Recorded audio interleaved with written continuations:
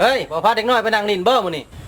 ไปหาโมงครึ่งพบกันอยู่พุ่นคือเก่าเนาะได้สิไปนำหลังเด้อ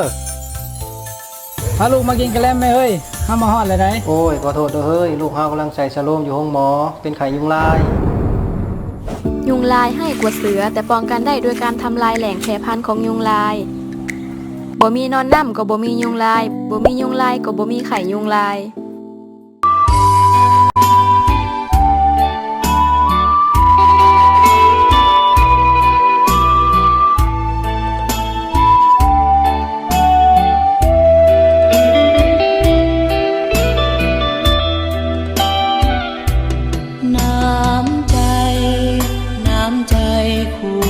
ศีลธรรมคู่ผู้เลิศล้ำคู่คำคู่แห่งวิญญาณคนลาวทั่วหน้าสืบทอดมาเป็นตำนานจดจำสั่วลูกสั่วหลานยึดมั่นคุณนายคู่คำคู่คำคู่คำคู่แห่งคนเปลี่ยนดำเป็นขาวให้ลาวมีสีสดใส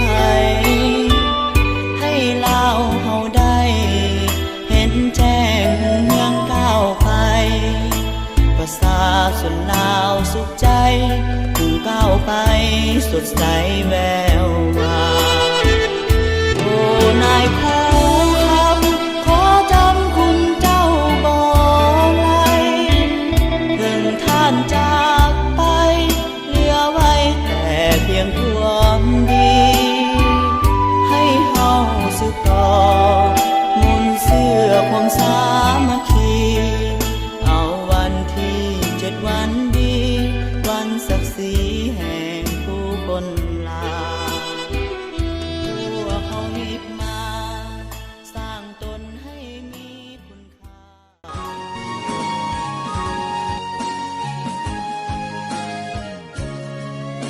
ปีพศ1907จุดกำเนิดครูแห่งชาติลาว7ตุลา1907ได้มีในครูคนหนึ่งชื่อว่าเท่าคำเพิ่นได้เริ่มเป็นครูสอนและได้สอนที่โรงเรียนวัดจันทร์ต่อมา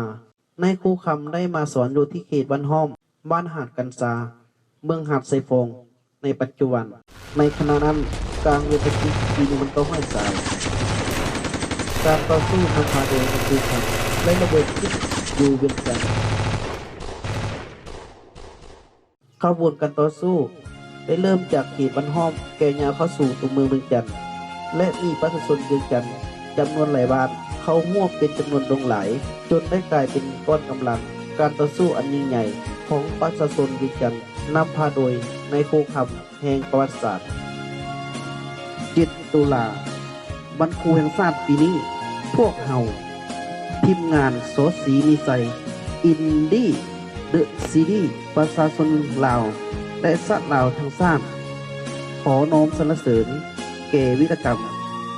ของนายครูคำเพราะคำว่าครูบ่ได้เป็นเพียงนิทานแต่มันคือตำนานของครู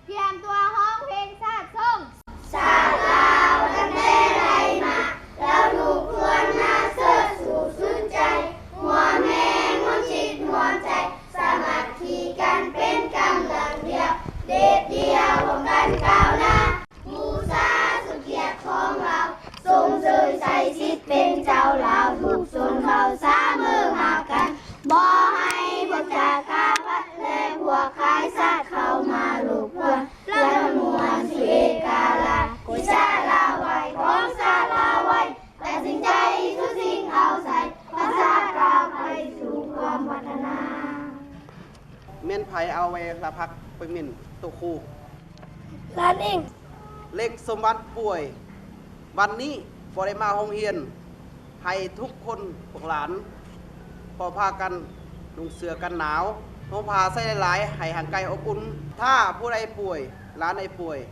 ให้บอกครูจะเอายาแก้ให้กิน ถ้าบอกดังนั้น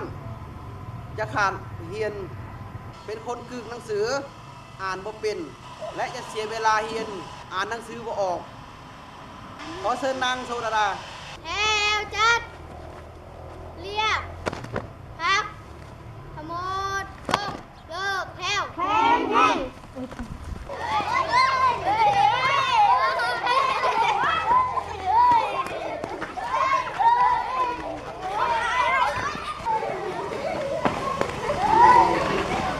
เด็ก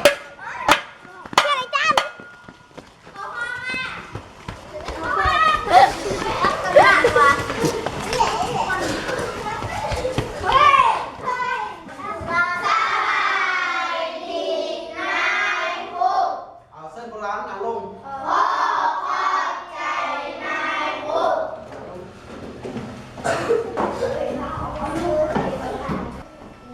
อันเนาะวันนี้อาจารย์จะมาทวนคืนบทเรียนเก่าคือว่าเล่นง่ายๆเนาะวันนี้เนาะผู้ที่พาหลานมาทวนบทเรียนเก่าก็คือว่าเด็กคณิตศาสตร์ไปที่ขึ้นต้นทุกคนเอาเส้นหลานขึ้นมา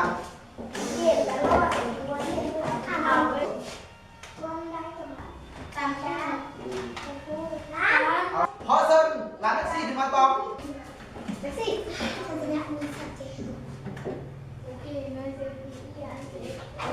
เอาเนาะโบราณมาสามขอนี่มีขออะไรผิดน่ะเอาเนาะเก่งหลายขอให้ทุกคนสวยๆนะ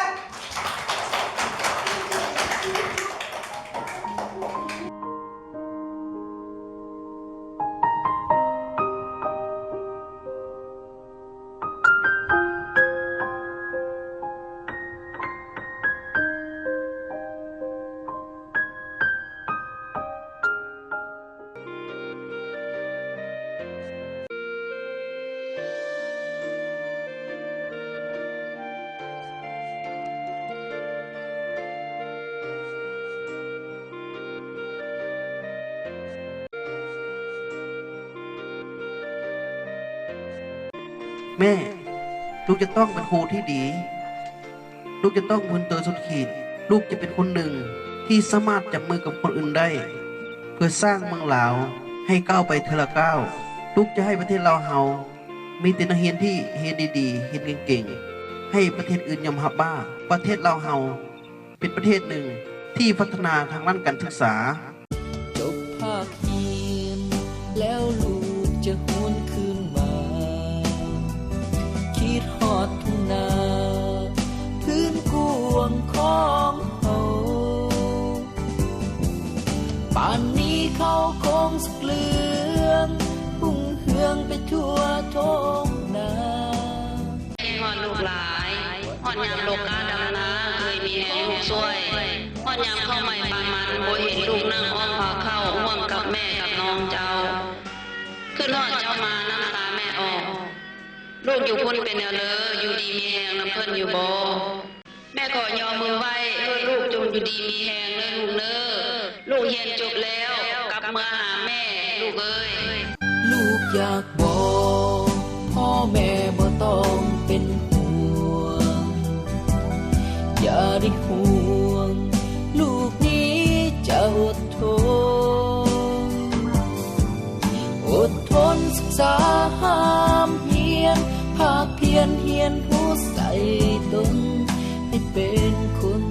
ที่ดีของบ้านเมือง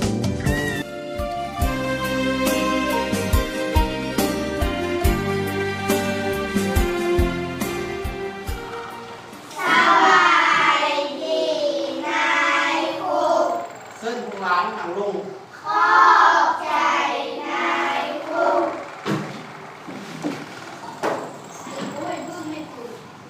เส้นของร้านเอาคุณเข้ามา ขอเชิญร้านแก้วตา เบ้าคมบัง อยากเป็นหยัง ความฝันของหลานอยากเป็นครูความฝันของหลานอยากเป็นหมอ เส้นนางลงขอเส้นหลานเมกซี่ขึ้นตอบในอนาคตของหลานอยากเป็นหยังขอเส้นเลย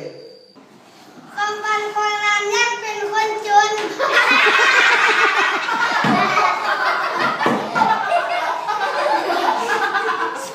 สัตนับคนรวย ลุยพ่อหลานว่าถึงเอาอยู่ย่างเกียรติศักดิ์ศรีคงบ่เป็นคนรัฐบาลบ่ขี้ตัวบ่ขี้ขานเรียนหนังสือถึงเอาจะจนก็จนผู้ยิ่งใหญ่ ตบมือสมใจเก่งหลายเนาะคิดได้จังใดคือว่าคิดสลาดแท้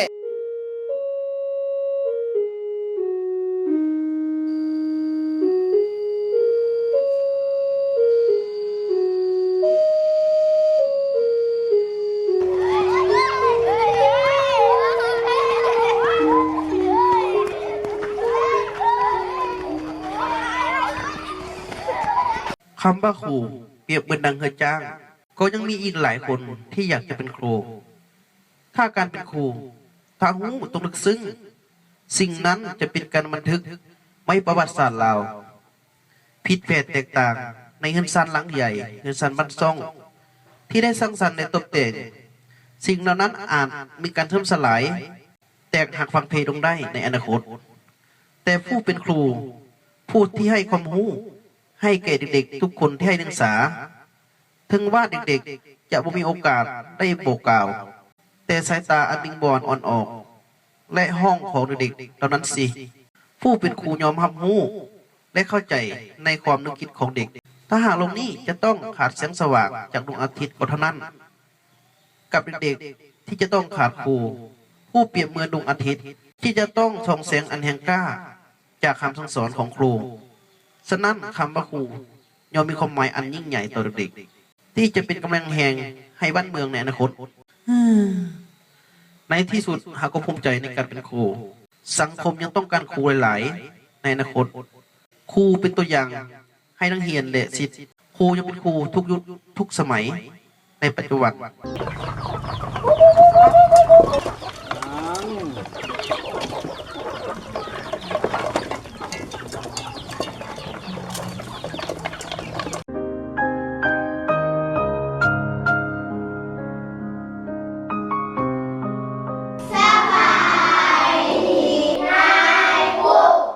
เส้นของร้านหนังลง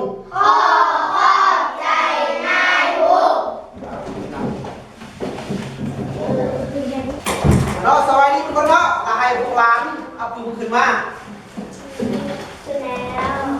วันนี้นายผู้ที่ขอถามเรื่องเก่าก็คือว่าประเทศลาวมีจักรแข็งเนาะประเทศลาวรวมทั้งหมดมีจักรแข็งทางเนื้อของเรามีจักรแข็งให้ต้อนรับเส้นนางลงมีอย่างจักรแข็งถือบ่ต้องสนใจนะ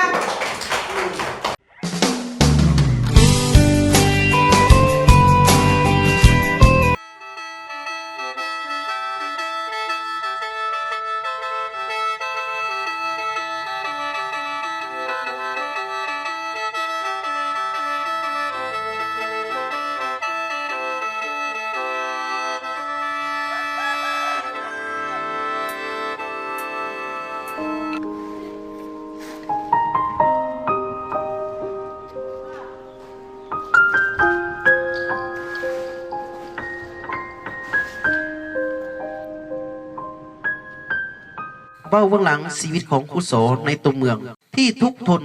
จะโรยล่วยกีบดอกไม้หรือกีบดอกกุหลาบตามสถานการณ์เป็นอยู่ของพ่อแม่แต่ครูโสปรารถนาเพราะสิ่งนั้นบ่แม่นเฮายั่งยืนถึงหนทางนี้ลำบากยากเข็ญเต็มไปด้วยขวากหนามแต่ทางนี้ครูโสต้องรับภาระรับผิดชอบต่อเด็กๆให้เสมอครูผู้เสียสละแท้จริง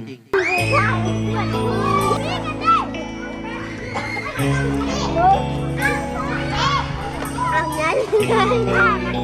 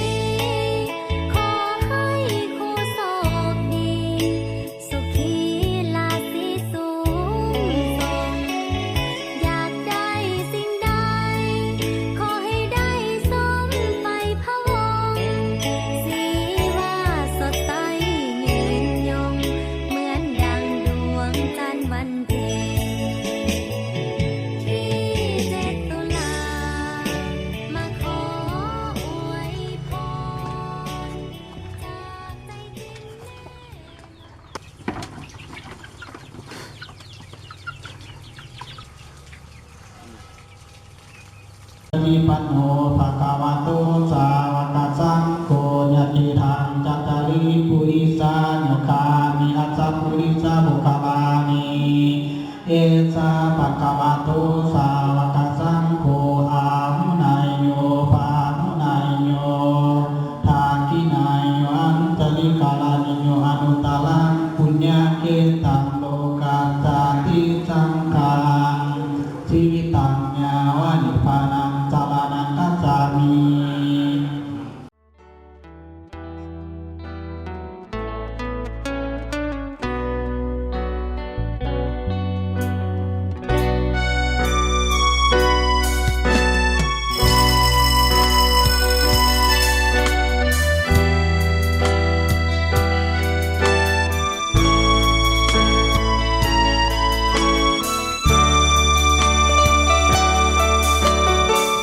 เมื่อหวนข้านึงทั้งชีวิตกูจะหาใช่มาเทียมกูเหมือนกูนี่ยากเต็มทนคนคืนอดสาสอกหา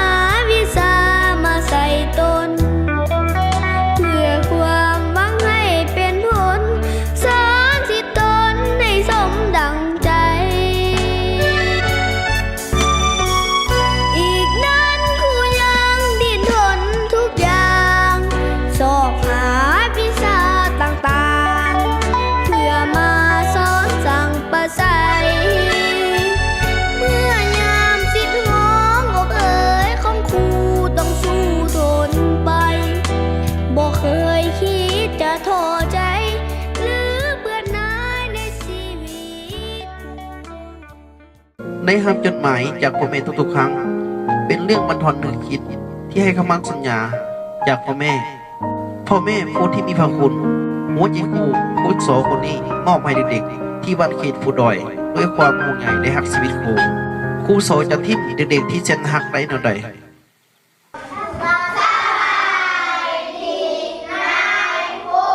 เอาเส้นโบราณนั่งลง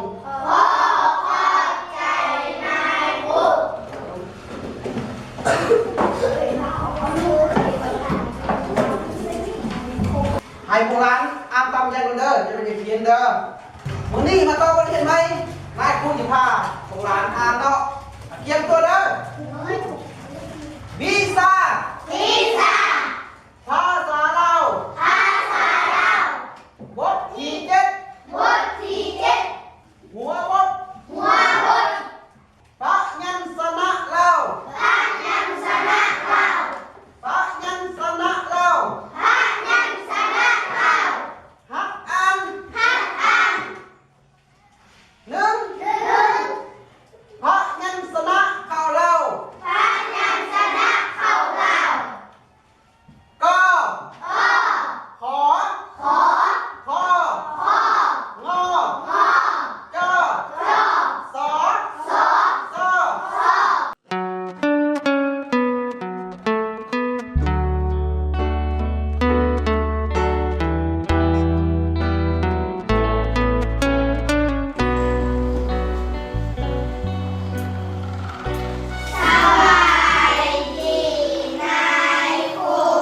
เส้นโบราณหนังลง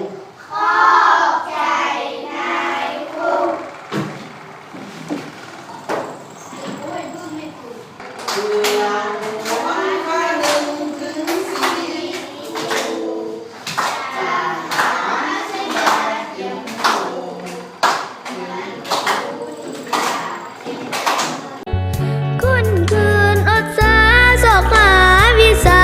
มาใส่ตนเพื่อความหวังให้เป็นผลสอนสิตนให้สมดังใจ อีกนั้นกูยังดิ้นรนทุกอย่างสอบหาวิชาต่างๆเพื่อมาสอนสั่งประใสเมื่อยามสิทธิ์ห้องอกเอ๋ยของครูต้องสู้ทนไปบอกเคยคิดจะท้อใจหรือเบื่อหน่ายในชีวิต